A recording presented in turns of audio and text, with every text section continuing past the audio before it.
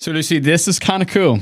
This is a scrapbook of your life. We kind of joked it's almost like an Instagram feed of in real life in like a physical form. But this is cool because not only does it show us like all of your trips across America, but I feel like it also like tells me a lot about who you are. Like there's not a lot of people I know who would like take the time to like actually make something as detailed and beautiful as this. Do you feel like memories are important to you? Do you feel like documenting things along the way? Yeah. I'm laughing because these are probably 2 of about 15 I've got like this. And I got married 2 years ago and all my friends from all over the world came, which was incredibly special. And what I did was bring out these books on like the day 2 party. And I was like, find yourselves in these books because I've spent hours putting people's faces in there, which is really special. So yeah, I think memories and documenting, and if you ask my family, like keeping things, that's definitely part of who I am, and probably something I've inherited from my dad, who is, anyone knows him, is a collector of many things. So that was my next question, is basically like, where does that come from? Like any history element in your life? Did you watch a certain program and you just fell in love with this idea of like collecting things?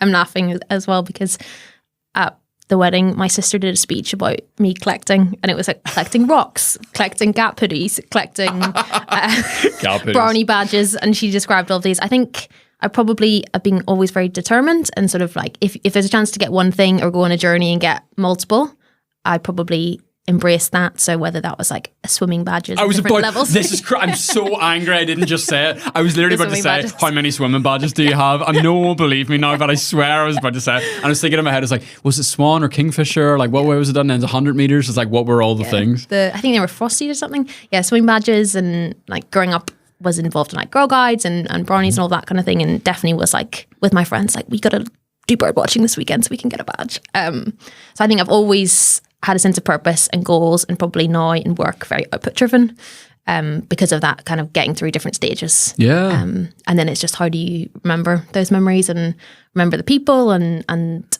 I tried like over the years when I've been away, like writing diaries, and I've kind of got bits and pieces, but I think never had the time to fully do them, or would like fall asleep. So coming home and doing these big like picture guidebooks through it all was probably the best way to do it. So cool. What do you call the wee guy in Up?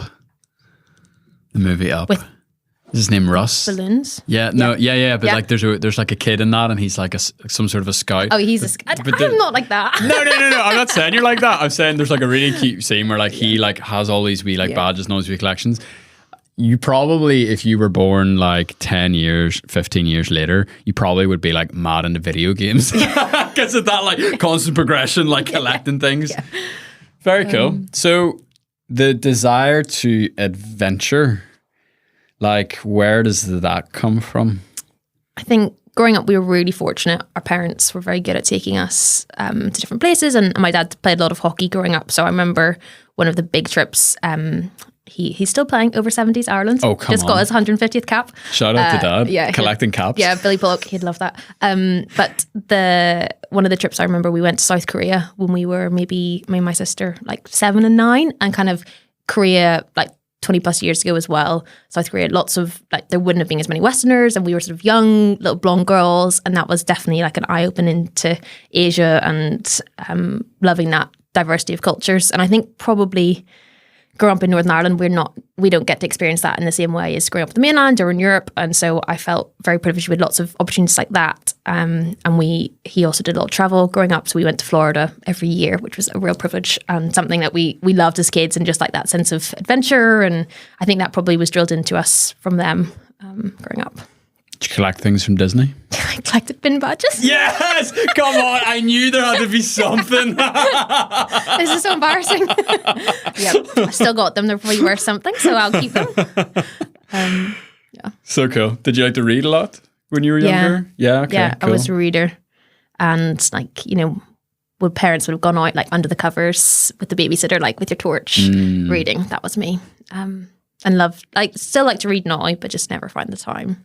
I always go to book launches, buy books, be really fascinated, and probably more stories about people now. And then they just sort of sit on the shelf until you find time to take a few days off and actually read it. This episode is part of our ongoing series with NI Connections, where we interview an interesting person from Northern Ireland who's living and/or working overseas. Now, who are NI Connections?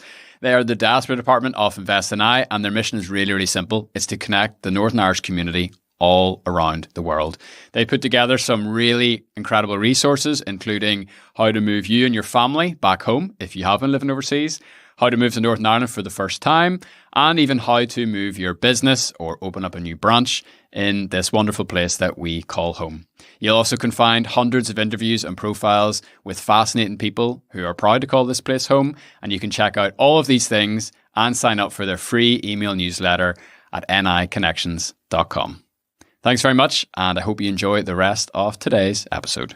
I always think that, I don't know why it's connected in my head, but it's like if you read a lot or you collect a lot when you're younger, it's like you're almost like it puts you in the category and say of like a Jane from Tarzan archetype of person. Yeah. And because I can relate to that, like I read loads and loads of books about like missionaries and adventurers and people who went all around the world, all these weird places and did all these weird things. And it just like grew as a form of tension until when I was 18, I just snapped and I had to leave. And I was so excited to leave. What eventually got you to leave, like fly the nest? Ooh, I think this is where probably I'm quite unique because I love being away, but home is so special and really close to my parents, and could, not necessarily, I wouldn't move home tomorrow, but I definitely want to come home at some point, and my husband is aware of that. He's English, but he knows that Northern Ireland is on the cards. But I sort of have loved that sense of adventure and going, but always felt like a real drive to home. And I think there's something really special about Northern Ireland and the people here. And I think probably that's why I've also been conscious about on travels, like connecting with that Northern Irish perspective and feeling a sense of home and bonding with people that also felt that. And I think now living in London, people don't interact in the same way. They don't talk to you in the same way on the street, anything like that. That's what I love about coming home, is like you just get home, you get in a taxi, you tell them your life story. Yeah. They're invested in the journey. And it's just that like comfort place. And I think I was really fortunate. I grew up in Helens Bay in a beautiful part of Northern Ireland with a really close group of friends and sort of our neighbours are a really strong community for us. And, we sort of spend the Christmas period jumping around different people's houses, and it's all expanded as people have had kids. And that is such a special time. And coming back to like the village and feeling that sense of just sort of feeling at home and there's no worries, no issues. It probably helps that my mum still pretends that we're children, so we get like, what do you want for dinner, what meals would you like, do you want a cup of tea, like constantly, she buys all the treats. It's good. There's one of my favorite photos in here that I've seen is it's in the, I don't know which one it's in, is it maybe in the, doesn't matter which one it's in. It's you sitting at a table in a foreign country with like 15s and what could or may not be Mars bar buns and just like all these tray bakes. Yep. People don't get tray bakes. No. I didn't realize how bespoke tray bakes were until I couldn't find them anywhere to buy. Yeah. I was actually literally telling a colleague about tray bakes yesterday. That and buns. And if I can't say it, Protestant buns, because no one gets it. And that was part of, with StudyUSA, we had to be advocates for Northern Ireland, and like part of the requirements at the time, we had to do, I think, 5 or 10 presentations to the local community and to your fellow students about Northern Ireland. And so making buns and 15s and top hats and Mars bar Krispies was part of that, because that was very much a showcase of our culture. But actually a really fun thing, I think, about the StudyUSA journey, because at the time, part of it as well was like reflecting on Northern Ireland history and sort of how that affected you. And I lived a really privileged life growing up and didn't feel any sense of what had happened in the past impacting me. Like I can remember being in Castle Court and there being a bomb scare and that being a normal thing. But until you kind of realise that is not normal and you talk to people about it. But one of the really nice things about that was actually spending time like talking to family members and sort of going back a little bit in the generational history. Oral history. To hear about family and how they lived, because it was never something that we talked about, and sort of just discovering some things that were really incredible that we would never have known, or I would never have known because it wasn't sort of talked about to me. So yeah, that was a nice part of the StudyUSA experience, having to think and reflect then go out there and try and tell other people. Yeah, I feel like leaving this place is one of the craziest ways to actually like learn about it. Yeah. How has your identity shifted over the years? Ooh, good question. Identity shifted. I suppose if you're talking, I think I am a really strong believer in being like Northern Irish and like what that means, Me too. whether that's like being British at times, being Irish at times, and embracing the best of both of that, because I don't think it's necessarily about the difficulties of the politics and the sort of, but it's actually about the like sense of being. And I think we've so privileged being Northern Irish to be able to embrace that. And I think probably if you look at my time in the US, it was very much playing on the Irish card because people didn't understand the Northern Irish part as much, and embracing that piece. And then yet sort of moving through my life, I worked in Brussels, worked for the Northern Irish government. That was a bit of both, because we did as much with the UK permanent representation to the EU at the time as we did with the Irish rep, and then sort of have, worked for the royal family, which probably for some is very much a British angle. So I think it's just that wave of identity shifts, but like firmly still being Northern Irish is the core that holds it all together. Yeah, it is funny. Like we've talked a lot on the show about kind of like this, and I do think it's very, like we're both 90s kids. Yeah. And I feel like particularly my experience of talking to peers, colleagues, etc., it's like the third way is like very strong. It's like, no, I don't want to choose. It's like I actually am this third thing. Yeah. And there's something I think very funny about that, because it's just so niche. Like it's like the nichest thing in the world. Like you go anywhere and no one knows what Northern Ireland is. And we have all these little quirks that are different from both Britain and both Ireland. It's like we are this kind of like funny third space. And yeah, as we joked, the tray bakes, I think, is definitely one of them. Why do you think... Well, why did you do the StudyUSA program? Because you clearly had like that travel bug in you. Yeah. So I think when I was choosing to go to university, I looked at unis in London and was thinking about going away. And then I felt actually, if I went away to uni, I'd have to spend my summers and my breaks coming home.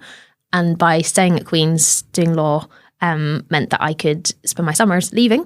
That was probably the number one goal, staying at home. And I spent... When I was just 18, so like end of school, I went to the US and worked at a summer camp for the summer, which looking back, I was really young. I turned 18 in the March, and I had like the oldest kids cabin who were 16 for the summer. And it was this amazing sort of Parent Trap style summer camp, really far north, near sort of on the border with Canada, and had an amazing experience. And, the fun thing, there was all the cabins were named after birds. And so we had this... Aren't you glad you got that bird watching badge?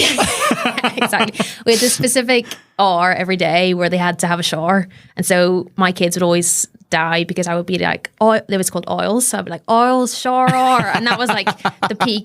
And I didn't even have that strong of an accent, and they were died. So yeah, I went to the US, really loved that. Went back a second summer, made really good friends. And like some of them today I still see and I've traveled and sort of always sensed that I wasn't very good at languages, so I knew that I couldn't do law with Spanish or law with French. So, but really wanted to have the year abroad. So the StudyUSA opportunity was something I really wanted to do from an early on, and sort of knew that in a degree I wanted to spend a year abroad and just go and fly my wings. So thankfully it all worked out and was able to go. Very cool.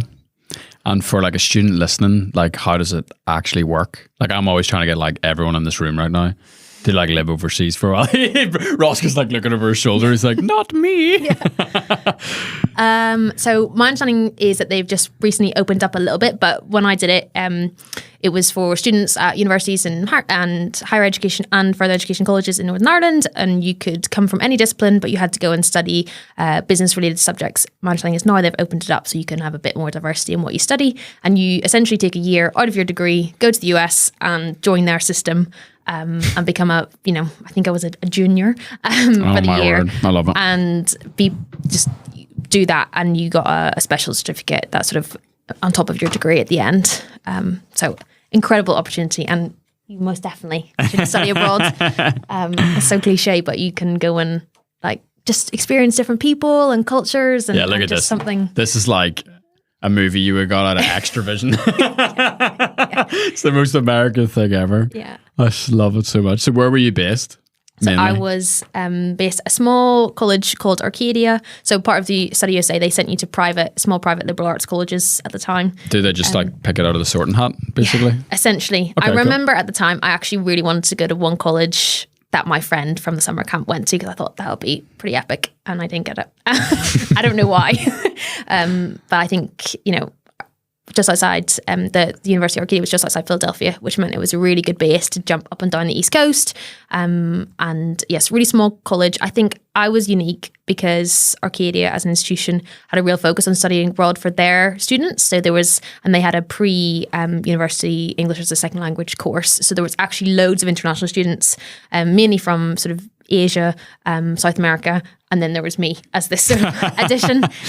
So that meant that I think some of my friends that went to other smaller colleges were sort of the only international person. So they went and became like this like superstar in the town. Local celebrity. Yeah. And I had a friend that wrote on the start of his year, did like an article in the newspaper saying he wanted to ski.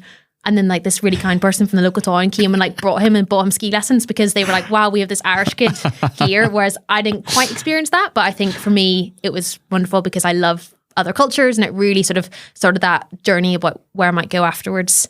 So yeah, really small university. And like, if you think about a career path, right? So you're like 16, you do your GCSEs, you do your A-levels. Like what was...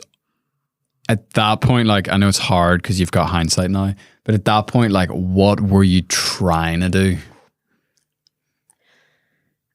My mum was a doctor and I had quite good grades. And I think at school, it was very much like you go do medicine, you do accounting, be a teacher. I know I most definitely did not want to be a doctor. That was quite firm. I don't think I liked like the goo. And Too much goo. And so I sort of felt law was something that was sort of, floated on a page, like, you'd be quite good at this. I don't think I ever really wanted to practice law. And if you think... Like, what were your strengths? Like, what were your subjects? Or were you just an all-rounder? Probably like an all-rounder. Like, I really like geography, economics. And so I think... You were an all-rounder then? Yeah, I was... Like, it's usually like, geography and English literature, but you're like, geography and economics? Yeah, like, what, bro? Maths. Like, I didn't do English lit or anything like that. And I think looking back now, I would definitely go and study like international politics, international studies, something a bit more different. But I think our generation at school was just sort of, through no fault of anyone, I think just... Oh, there's like three tracks. It was what it is. Yeah. And you went and and did it. And funnily, my sister followed suit and did accountancy. So we were... There you go. We Track ticked the number 2. boxes. Whereas now, even working at university now, like, the amount of degrees that they have, and I don't even know how people come up with it. I was talking to a colleague yesterday who's doing like a master's in immersive storytelling, which is all about AR and VR. Oh yeah, we had a guy in talking about that recently, didn't we? Incredible. There's just so much out there. So I think I just didn't really know what I wanted to do, just needed to get a good degree. And then throughout law, I think probably the time in the US was actually really good because you go and their education system is very different. So it's sort of class-based. You have homework. You used to get like extra credit if you went to things. Whoa. Obviously, I was a TikToker. Collect that.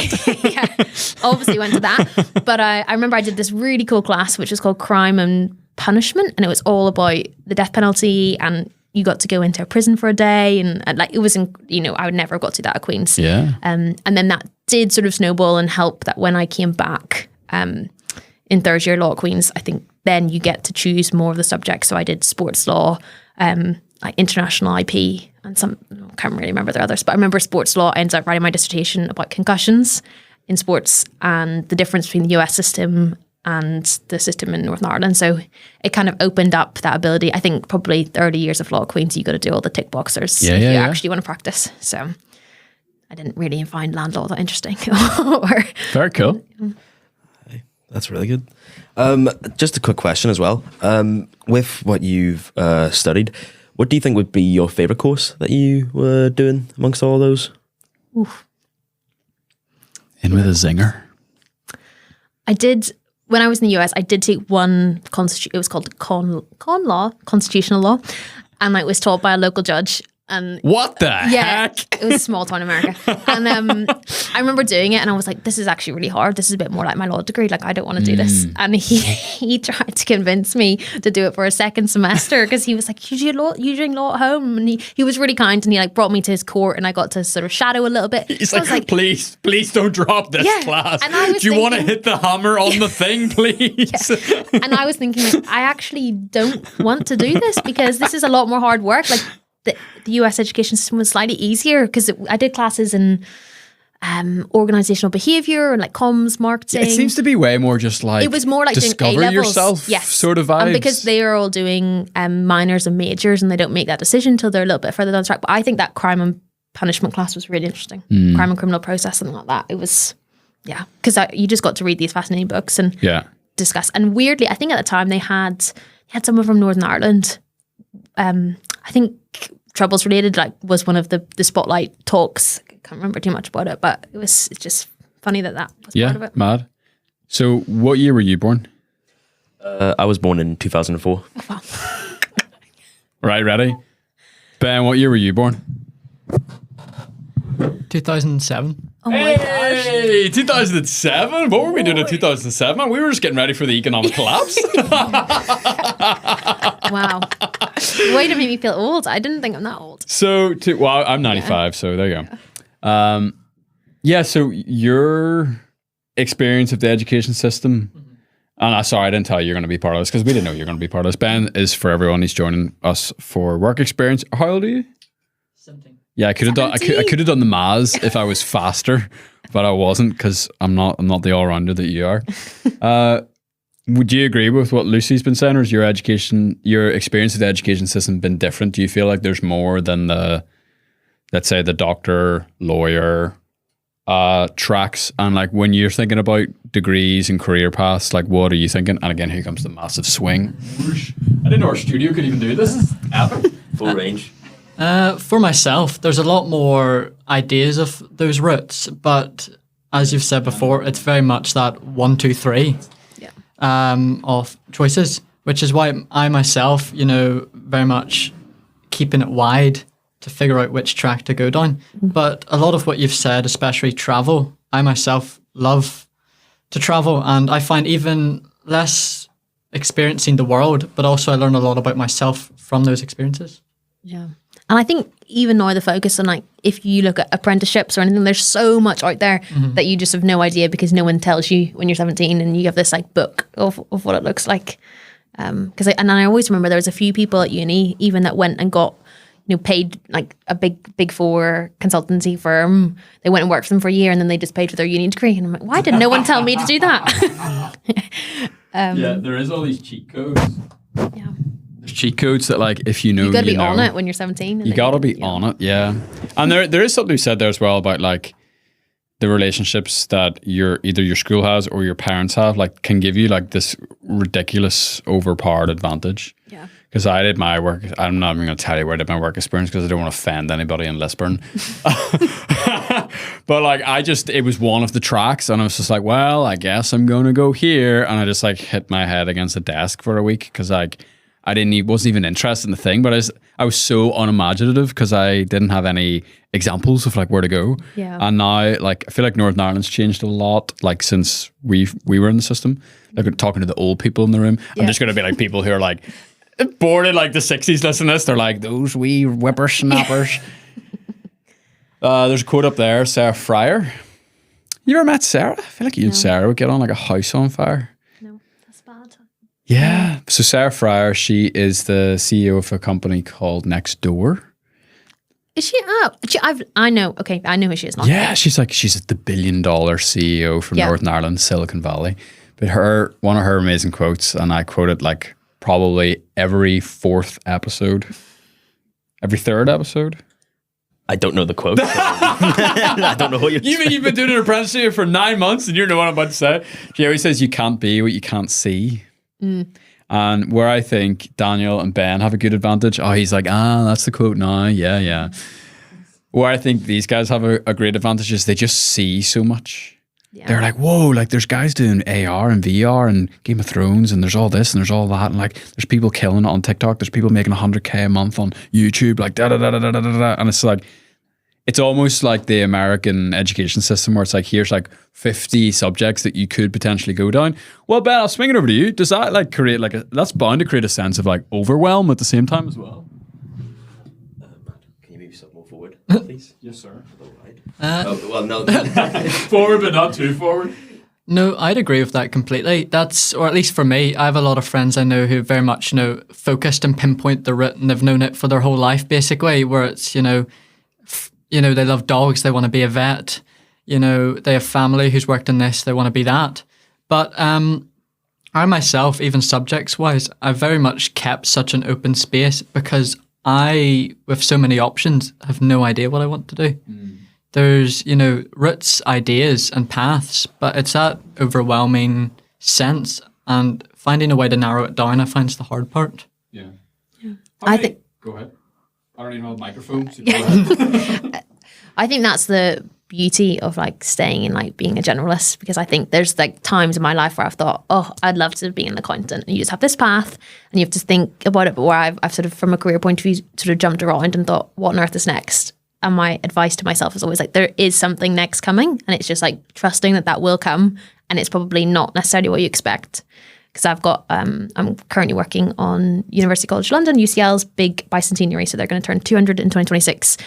So I'm sort of on board until 2026, and then I don't know what happens. And I think then that's something exciting about that is I've always done amazing things, and there's so many opportunities. You just need to wait and trust that the right one comes along.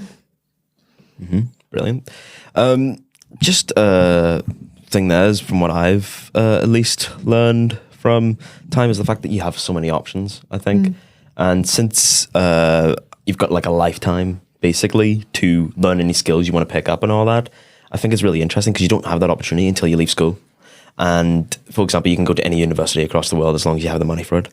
You can go to some place around the corner from your house to get that work experience, whether it's making coffee in a stall to going and playing guitar lessons in Zimbabwe for for something. The fact is, there's nothing stopping basically from just traveling around and just picking up skills as you go, which I think it's something important that some people forget today, is the fact that there's nothing stopping you from just picking up more and more skills, because every skill's handy in this world.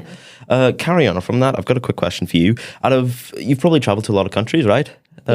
What has been your... The swagger that you said that with was just dripping. So, Lucy, yes. You've been to a lot of countries, haven't you? Which has probably been like your favorite out of all of them? That's such a good question. I love China, but I think Taiwan is an incredible place. It's got like all the fun, excitement of China, but slightly more organized, slightly more efficient. And I loved Taiwan. And my mum was joking with me this morning before I came here. She said, "Are you going to tell them about the time when you went paragliding in Taiwan and you thought you were going to die?" And you were like, "No." I wasn't going to share that, but it was a good story. And I was pretty good at like updating my parents on my travels and where I was going, what I was doing. But for some reason, a good friend and I, we'd been studying in China, and we'd gone sort of going traveling afterwards, and we'd been sort of Singapore, Malaysia, Thailand, the Philippines, all over. And we'd gone to Taiwan, and I think we sort of, I don't know, lost some sense of sensibility. And we decided we really wanted to do something like, skydiving, and we thought we'll go paragliding. And we ended up, it was more of, I would say, like a paragliding club that just happened to take people along. And so we were at this hostel in Taipei, and we, called some man that came, picked us up on a bus. We went up this mountain, and like before we knew it, we were in harnesses with these like hilarious helmets, and my friends had like a strawberry on it. I can remember it very vividly. And then, we were like going off this mountain, and it was like windy and rainy, and they were saying, we got to go quick, otherwise, we're going to miss the window. And it was not like the most organized system. And I remember going off, and I've got this hilarious GoPro video. Bro, where again, I literally was going to say, you watch one GoPro video and you're like, I need to paraglide. Yeah. And essentially when we like take off, we don't really leave the ground. So we sort of like through this like bush, and you can see me throughout the entirety of the video, like terrified, talking a little bit of basic Mandarin because they didn't speak any English. So I was like telling him about my mum and my sister and like studying Mandarin, like all these like basic lines, and like looking terrified the entire time. And we flew around and we then landed on a beach in sort of off the coast of Taiwan. And the whole thing was just like happened within like, 10 minutes. We hadn't even paid. At the end, we had to go and get money from the cash. Like it was this whole thing. So yeah, I love Taiwan, and also love Singapore. My sister lives in Singapore, and it is... add it to your list. It's such a fun place. Super like, efficient, organized, clean. People are really friendly. Love Asia. I see.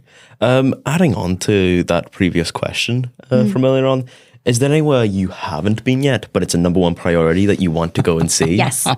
I'm glad you asked. I have booked, me and my husband are going on a road trip in Namibia in August, and we're renting like a 4x4 with a roof tent, and we're driving around Namibia for over 2.5 weeks, which is going to be epic. And So cool. There's loads of like dark skies, dunes. There's a national park at the top, and you can drive around and see the animals. So we'll be camping in the tent the whole time in the wilderness there. And I'd love to go to Petra, Jordan. Oh, that's on the list. Arrakis. She said June. I immediately went to may thy knife chip and shatter. Trust me, I already know. Yeah, he was like, I'm going to mute his microphone because all he's going to do is talk about June for the rest of the conversation. We're not doing this with all I really liked what you said, and I actually feel like it's a story of the generations that you, for lack of a better term, have had like so many jobs, but even like, and feel free to correct me, it seems like you haven't even really had a lot of jobs. It's like you've worked on projects. Yeah. And I feel like what you were saying earlier, Ben, the cool thing for like guys like you is that you don't just have to do one thing. Like my dad, Portfolio career. it's a portfolio career. It really is. Yeah. And like Mark next door, I don't even know if Mark can hear us, but like Mark's like signature portfolio career guy. He's got like 4 things on at once. They're all super cool. They're all super interesting. They're all things that like my granny would have no understanding, or she would have a lot of fear around, like, is that wee lad okay? Is he going to be able to pay his rent? All that sort of stuff. And, even in comparison to like my dad's been in the same job, same company 30 years. Yeah. So it's a strange world out there. What do you feel about your traveling experience prepared you for the portfolio career? I don't know if I really do have a portfolio career. I think traveling helps you meet new people, experience different cultures. Oh, what do you mean you don't have a portfolio career? Sorry, 1 second. Okay, no, I'm not even going to. I'm not going to say anything until later in the interview. Yeah, Let's just put a pin in that. Okay. Sorry, I interrupted you. No, I think. I suppose I'm saying that because I don't feel like I'm like a freelance designer that's just like hopping on different projects in that sense. A bit more stability. But what did it prepare me for? I think the travels, it's definitely just opening your eyes. And so when you come from somewhere like Northern Ireland, it's so small, you don't quite know what the big bad world looks like. And I think being able to go out, meet people, just share those experiences, see and fully comprehend I think for most people how privileged you are growing up in somewhere like Northern Ireland, and what experiences you have, and being able to be by the sea within a couple of minutes and 40 minutes during the morns, and all of that experience. And I think when you go somewhere so such vast countries, you just realize how small and tiny and unique we are. But I think the traveling just opens your eyes, and you just get to see and explore and feel through all those different interactions. And then I think for me, what I really enjoy is like that connection point. So staying in touch with people, connecting, going somewhere random, and being a guy that I met in StudyUSA. He then went and taught English in this island called Jeju off South Korea. It's a really cool island called that very much female empowerment island, because all the men went to serve in the war, and loads of these women stayed and dived there. And incredible place. I went with a friend. And is that the diving place? They do lots of free diving there. Yeah, I think I've heard about this place. The Hanyu, I think that it's called the Hanyu ladies. And I went with a friend from home, and she and I went and met this guy from the university, and he was teaching English, and he like took us for the best fried chicken in South Korea, and it was just one of these like weird full circle moments that we were like halfway across the world, and rather than sort of being like, oh, this is a bit awkward, I don't know if I can, like, I haven't talked to him in a year, I think just would encourage people to like say yes, especially when you're away from home. Those interactions with someone that you might have crossed paths with or you might have known is really special, because it's, you just, you know, you feel a sense of connectedness with someone from home or someone that you've met along the way. And I think most people would actually say, yes, of course, I'd go for a drink with you, I'd meet up with you and that sort of thing. And one of the really, on that trip as well, it was like all my worlds colliding. So we went, I was living in Brussels at the time, went to on a trip to China and Korea and Hong Kong to meet with some friends, and that were sort of, I had a good friend in Shanghai, and Shanghai Disney had opened since I lived in China and I needed to go. So I went to buy a pin, obviously. Yeah, you and, need it. Yeah. And then seeing a friend in Hong Kong, and both those friends still are connected with, and I met with them when I first went to China. And then went to Seoul in South Korea, and I was visiting my old roommate from America. She's from Alaska, and she was teaching abroad in Seoul. I was there with a friend from home who, weirdly, we lived like 5 minutes around the road from each other, but had never really, we played like hockey against each other, but we didn't really connect until we met on a summer program in China. Was with another friend from that second period in China there. Take notes, Roscoe. I'm going to ask you to explain this story afterwards, by the way. And then we were there with some of the international students that we studied abroad with in the US who lived in Seoul. They were South Koreans. And we had this, like, 8 of us had Korean barbecue. And it was just such a weird thing because everyone was like slightly connected in a weird way. And our Korean friends were so generous and like had bought us all like Korean face masks because that's what we needed to have. Wow. And then super fun, like 2 years ago, my American friend, my Northern Irish friend, and my friend from England all like re-met at my wedding. And like the last time they'd all seen each other was in like this Korean barbecue in Seoul. So I think that's like the joy of traveling, is just finding those connections, bringing people together, and just like maintaining that. That's what I love. When you said at the very start of the show, What did I say? you said on the second day of your wedding. Oh yeah. What does that mean? On the second day. Basically it was like a party to bring everyone together the next day at mum and dad's house, and just to like spend more time chatting to people, which is where I brought out the books and was able to sort of pinpoint all the different people that were in my life and them being all in one place. And I would love to have another wedding so I could do that again. So I'm glad you brought that up. Okay. Because our 10-year is coming up, me and Jackie. And I'm like, let's get married again. But like, I don't know why. I'm usually not like this. I'm usually very, very boring, very like behind the scenes, like da da da. And I'm like, let's like properly go back to the hotel we got married in, invite everybody there, like do a big thing. Because I'm like, we had such a blast, but we also brought all of our friends from all over the world there. So like there was Germans there. Jack and I met in New York. So we lived in New York for 3 years. So all these New Yorkers came over, all these random parts of America and Australia and blah, blah. But we had like a whole week. And it's just like, we were like Giants Causeway with everybody, Barry's with everybody. What's Barry's called now? I don't know. Is it become a C? Curry's? Yeah, I think Is it Curry's? Is it something like that? Where in the world? I think it's something like that. I'm going on the weekend, so I'll add it to the Report show back. notes. Yeah. That's so embarrassing. I don't even know what the real name is. It'll always be Barry's to me. But just like being there, always on the Google. What are you going to type in? What is Barry's called now? Yeah. Wonder if I don't know Google if is will that. work. Wonder if Google's that like Northern Irish friendly. We're about to find out how inclusive it really is. But I loved like showing Northern Ireland off to the world, and like there's something so special about that. What you got for us? It is Curry's. It is Curry's. It is ding, Curry's. ding, ding. Oh my word. Something to good. add to both of our collections. Yeah. Do you think you have a Barry's coin? Oof. I don't think so. I would love to have something. I know the last time I went Barry's to Barry's, merch. I didn't have any coins. But if you go to the 2p machines, often you can find a couple of coins. Oh, there and then, you go. And then you can play with them. And then as long as you win a couple, then you're like sorted for 20 minutes. Pro and tip. I would have actually paid, but who carries cash these days? So There you go.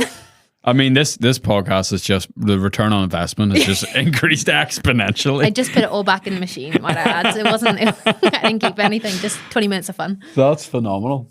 What I like about your career is that you have traveled everywhere. You currently live in London. Yeah. But Northern Ireland seems to have played just like a big role in what you do, and you like work on Northern Irish stuff in all these different places. Yeah. That's fun. Yeah. Really fun. To keep your connection with home like that it's unique. Or what does my granny say? That's different. Yeah. And I think this is the first job I've had that I haven't had any Northern Irish connection. So one thing, it was something I was really conscious of because I always loved that connection with home. And is that why you're dying to move home all of a sudden? You're like, you don't know if you're fixed. You're like, come on. No, come that's on. why last year I became a trustee at the Irish Cultural Centre in London. Nice. And they do loads of stuff. I mean, you name it, they do it. And they have an incredibly rich production of sort of plays, stories, performances. They have like really cute singing classes for the elderly community. They have yoga. They've got history lectures, and so that is my now like sense of home in London. And they do like an open trad night on a Friday in Hammersmith if anyone is around. And it's like serious trad. I brought my parents the other Proper. week. Yeah, proper in the sense that if there's like someone singing, then you have a little shh. You've got to listen. But they live stream it around the world, and like it's just a really nice sense of home because it's that you can kind of go in there and feel, oh, this is like being at home. And I think probably I didn't grow up. All my grandparents died when I was quite young, and sort of that sense of like having an elderly community around me, and being away from home, you get even less of that. So sort of my aunt's at home, and there's lots of people at home. But I think in London, that sense of cross-generational relationships, and I go to a cool church in London, but it's quite young. So the Irish Cultural Centre for me is like where I can like spend time chatting to older people and hearing their stories and finding that like value piece for them, because I think I'm not sure in today's society, you know, do people chat to them in the same way that they would have done 20, 30, 40, 50 years ago? So for me, it also provides that. It's like that link to home, that interaction with the older community, though we are trying to get young people in, and there's lots of fun things for young people, but it's just that generational shift. It's cool. I'm not going to do the whole big setup because I know the answer. I know that if you could take anyone from Northern Ireland out for a cup of coffee, dead or alive, it would be your granda. Yes. And he was 94 and you were 10? Yeah. So he was 10. He was 94 when he passed away. And I think I sort of have memories of him growing up, but not strong memories. But one thing that we do have is that he was a really avid photographer and went and took loads of pictures. So we've got pictures of like all of his travels. So he traveled to like Morocco, Egypt, former Yugoslavia, Austria, Switzerland, all across Europe in the sort of 40s and 50s, which is incredible. And we've got all the film footage. And I've got some of those like prints in my parents' kitchen at home. Unbelievable. And I just love to like test him and talk to him. I remember, I think at school, I did an interview about the World War II and what he did at the time and his role. And he didn't fight because he had dodgy eyesight, but was involved in the bomb shelters at home. And sort of, I remember doing this interview as a kid, but obviously then you didn't ask those big questions about travel. And I think even now, speaking to my mum, who again was very close with her parents, that sort of conversation about what their life was before, people don't share as much. So I'm really conscious about like telling to my parents and wider family and understanding like what their story was, what the history looked like, because now we obviously document everything. But when you look back then, you get like one image. Like, what does that mean? What happened? How did you get there? Rather than like the scrapbook of like every detail. So I'd love to spend time chatting with him and just sort of hearing that story piece and filling in some dots. Very cool. What would you ask him? Like if you were... like why he went, what inspired him. Because it's a whole ordeal. Yeah. And we've got his suitcase like with all these stickers from some of the hotels. And my dad's done some research and like loads of them still exist. So I was joking they should go back and do like a little whirlwind tour. That would be a fun itinerary. But I don't quite know what made him go like in the 40s and 50s overseas. And they had my mum quite late. So it was sort of pre her as well. So it's just, really interesting. Sounds like a unique guy. Yeah. Very handsome, the pictures from back in the day too. Should have brought that. I should have brought more props. What's going on there? Because I feel like any picture of a guy in the 50s, they're just studs. Yeah. I think it's like the black and white. Is that style. what it is? Is it like the Instagram filter? Yeah. Or is it like Of the the certain day. haircut? Or like, is it like is it like nostalgic handsomeness or like what's going on with there? like suit and tie and sort of just that formal structure. I remember seeing like a photo of my like auntie's dad or something, and he comes from Canada, and he was like a bricklayer, and it was black and white in London. I was like, what is going on with this dude? Like, it's so good looking. Yeah. It's I think probably now you just instantly take pictures, so it probably was quite a big deal to go and get your picture taken in the little with the little cover. And yes, I had a conversation with a guy about men's style the other day, and I'm literally the worst. Like, this is how I dress all the time. But he basically was like, like men have never put in less effort into their appearance than today. Like, that's a very broad brush because obviously there's a wide spectrum of things. But yeah, very smooth transition.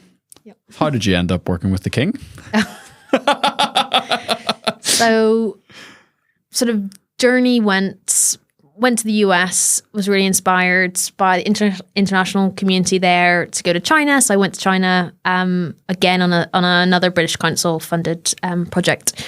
It was called Generation UK China, something like that, and had loved China, loved being there, and weirdly sort of was thinking about the next step and had always was interested in like the Foreign Office, diplomacy, what I wanted to do. And at the time, Northern Ireland, they still do have an executive office in Brussels. And so I weirdly interviewed for my job in Brussels in Beijing.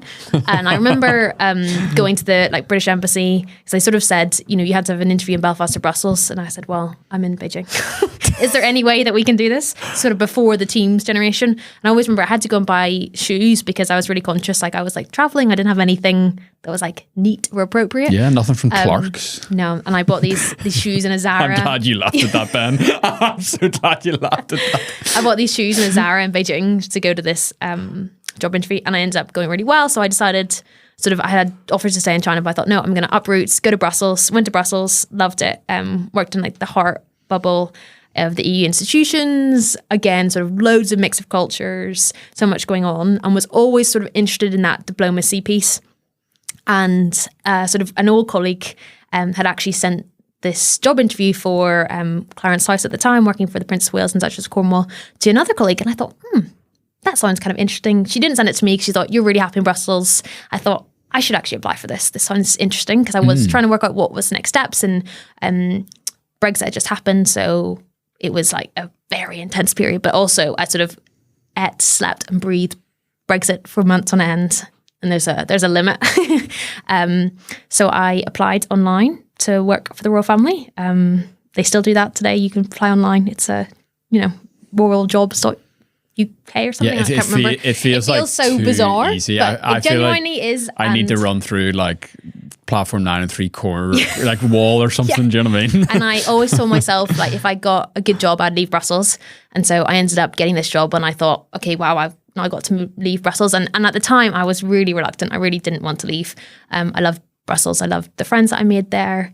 But sort of took it, I was taken on this path to go to London, start working at the Palace, and sort of almost 6 years later, finished up last year on this like amazing magical mystery tour of the world and being there. But genuinely, it's really easy to get a job, and you just sort of apply online. And at the time, there was a real conscious effort. I had Welsh colleagues, Scottish colleagues. I was Northern Irish. There was a couple of other Northern Irish people, which was really nice. So it wasn't like what people might imagine of just being this like sort of strong English institution. And we had a colleague from New Zealand, and there was a lot of diversity there. So yeah, just applied online. That was it. Start of the journey. So cool. And historically speaking, like that 6-year period, like you couldn't have timed it better. You know what I mean? Like you got like such a fun spectrum of, and I'm sure loads of like crazy challenges and mad stuff going on as well. But like what an amazing thing to do. Yeah, it was. And I think I experienced so much over 6 years, and it's hard to quantify. I've thought about making a book of the experiences, but I mean, if that's not scrapbook worthy, what? But I haven't ever had the time to do it yet. But just amazing experiences.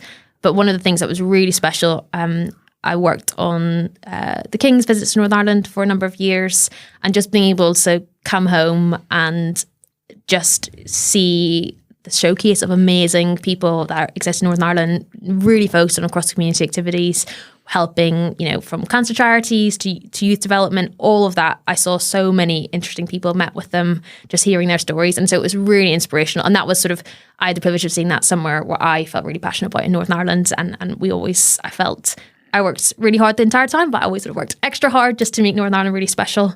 And it was just, an amazing, amazing few years.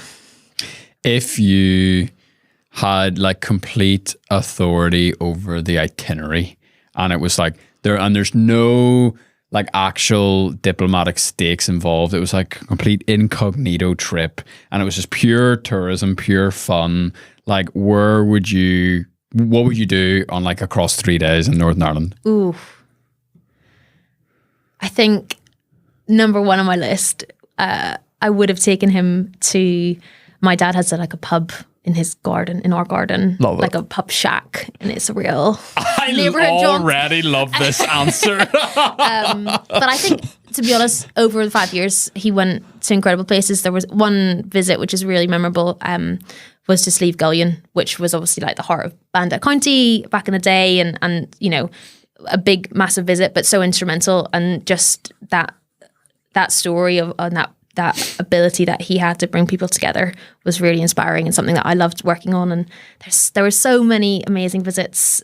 Okay, so your dad's garden bar. Yeah. Yeah. Yeah. That's it. The whole 3 days. It's just a lock-in. No, but that's more of a community piece. But he's been to Northern Ireland, multitudes of times, so has seen a lot, been to a lot of places. I was there, we did a visit to Lurgan. That was the first time a member of the royal family had been to Lurgan. Like, he really pushed the boundaries of where... I don't even know if Daniel's been to Lurgan, have you? I'm already joking. I know you went to school there. What do you mean? Oh yeah, well, I did go to school. Yeah. But yeah, really, really special place. He went Donaghadee. Donaghadee. Yeah, all these places that are so special to so many people. But the whole premise was always like meeting with community groups, meeting with people that just genuinely are so giving. And I think that's what I found so rewarding about that job, wherever it was in the world, was just the ability to shine a light on those people and what they were doing. And it sort of often makes you feel a little bit, gosh, what am I doing with my life? Because you've got, diligent volunteer that's been helping in hospice for the last 50 years or working with young people. All of that is so special. Yeah, I would also describe you as a chronic underachiever. So we are getting ready to land the plane here. Coming up on time. Already? Ooh. I know. It always, we'll talk after. It goes fast. I enjoy it. It's like my drug of choice. It's very, very enjoyable. And I've had a lot of fun. Thank you for being here. If you could... So you've traveled lots of different places. You have had like very intimate experiences in lots of different parts of the world, lots of different cultures. If you could bring like something back to Northern Ireland that you think would make this place better, and that could be like a mindset, a personality, a way of thinking, better attitudes towards littering. What sort of things would you like to infuse this place with? I know in Japan they spend a lot of time like focusing on being in the presence, and so if you like ever travel in Japan, you like see people like sitting in gardens and just like sitting, looking at a view, looking at someone, I don't know, handcrafting a piece of art or anything like that. And I think as a society, just being able to like sit and reflect more, because everyone is just go, go, go. And I think spending a bit of time just whether that is like climbing a mountain in the mornings or like walking along the beach, just being like, wow, this is an incredible place to live and we should be really appreciative of that. That and recycling. Making sure that people recycle better. I think there's lots of countries that do a lot better than us. It's good. I'm going to give you guys a chance to ask last questions. This will be your last question of your whole work experience, Ben, if you can find one. I'll just throw a ridiculous one out there to stall for time. Which is nicer, the Helens Bay side of the beach or the Crawfordsburn side of the beach? Actually, the back beach at Helens Bay. That's the the back best. The beach? back beach. Yes. Are you allowed to tell us what that is? The back beach sort of from Coast Guard cottages onwards, it's quieter, nicer for running, less tourists, but not, you can't sort of like sit on the sand in the same way. Right. Are you a sea swimmer? Yeah. Yeah, good. It would have been a real waste of a childhood if you weren't. I would say that I was a sea swimmer before it became popular. So we yeah, always of course. did I mean, Christmas that was Eve, your childhood. Christmas Eve swim at Helms Bay Beach, which is now like, I think they had like 500 people do it this year. But when we started doing it, it was like 25 people. So part of it. My mum will probably have me up tomorrow morning swimming. She's jumped on board. So cool. So you cast your mind into the future. You think about what's next for you. You say 2026 is the end of the UCL project. And potentially moving home is on the cards if you can play your cards right. Yeah. What's next? What do you want to do? I don't know. If anyone's listening and they got something fun, I think I would love to go away again. Sort of the future, hopefully we have kids at some point and thinking about that. And I'd love to spend those early years, like possibly away somewhere. But definitely coming back. And I think I'm just enjoying where we are right now and how the paths are moving. And let's see what the future holds. That's my lesson to myself, is not to be too worried about the planning. It all sort of fits into place. You just got to wait and see when and where and why. So good. And I mean, that's the way that you have been since you were a teenager. And like, if it's not broke, why fix it? Yeah. Super cool. Gentlemen? We don't have any more questions. I think we're ready to go into the final one, would you say? Well, then it's all over to you. Awesome, brilliant. So, if you can go back in a time machine to an 18-year-old version of yourself or a version of yourself just getting out of school, what would you say? What would I say? I think it's that don't worry about the path that's ahead. You just got to ride it and see where it takes you. And I think when I look back on all those times when I was worried about what if, how, what am I going to do? What's next? There's always something that has emerged. And I think you just got to trust in that and enjoy the moment rather than focusing on that worry piece. Is just enjoy that moment and where you are, and life will all work out. Thanks, Lucy. Loved it. Oh, thank you so much. It was not as scary as I thought. So and extremely chaotic, may I say, today. I mean, especially with the fact that we turned on a camera halfway through it. When I stood up halfway through the episode to try to get Ben in frame, it's like, and Ben's just like, you didn't say we were going to ask any questions. I love it. I think you did good, Ben. Yeah, Ben, you're natural. Yeah, and your swagger today, Roscoe, was unbelievable. Thanks for watching. See you next time. Amazing stuff. Just want to give one final thanks to NI Connections for making today's episode possible. You can sign up for their free email newsletter at niconnections.com, where you'll get straight to your inbox interesting stories from people who are from this place but are living and working overseas. You'll also get some really interesting insider information about best practices of how to move back home or how to start a business here and all this other really, really interesting stuff. niconnections.com is the place to do that, and we're so grateful that we're able to keep this series going thanks to NI Connections support. Have a great rest of your day, and thank you so much for checking out the podcast. Cheers.